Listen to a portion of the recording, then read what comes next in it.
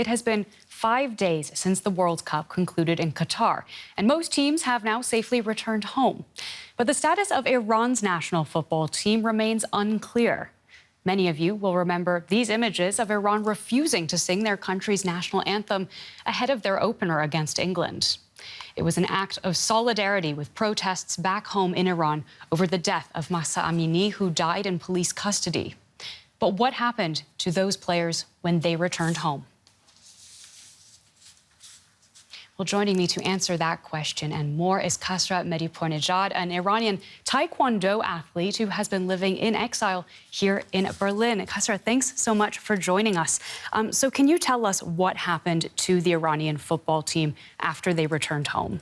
Well, actually, nothing happened to them because they couldn't protest and they couldn't support the Iranian people very well. So we were mad at them, but it seems like they were under the pressure from the Islamic regime, and the Islamic regime monitored them. So if they could do something else, it's going to be dangerous for them and for their families. That because I think they couldn't do something else, and they couldn't do it more. And it's not just footballers. You yourself have experienced firsthand what it's like. Can you tell us a little bit more about how dangerous the situation is for athletes? Exactly, yeah. I remember a few weeks ago was a wrestling tournament in US, and the Iranian national team was there. And when the reporter asked them what's going on in Iran and how do you think about the situation in Iran, so it seems like the answers already explained to them, and they just say, yeah, we are athletes here and we are here just to compete, nothing else.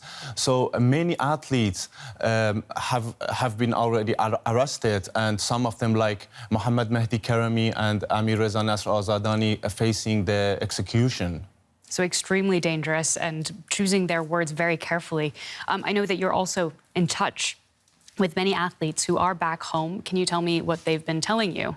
Yeah, I'm in touch with many athletes, especially the members of a national team, and many of them mentioned that they got a message or an ultimatum from the sport federations or a security squad in the sport federations who can control the athletes, that if they do something, if they protest, if they even share something on the social media platforms, it can be dangerous for them, and definitely they cannot continue their sport career. So the Islamic regime knows well that the athletes, they have a special social status in Iran. That because they were under the pressure and the government want to control them, to finally control the people and protesters.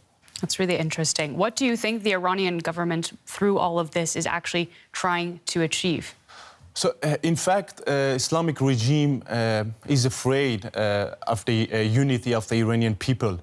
And the Islamic regime continues execution and torture for 40 years.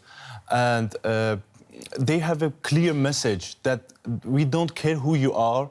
If you are an athlete, a champion, a hero, or even a normal person, we don't give you any opportunity to do or say something against our ideology. That's because we believe the only solution is the revolution.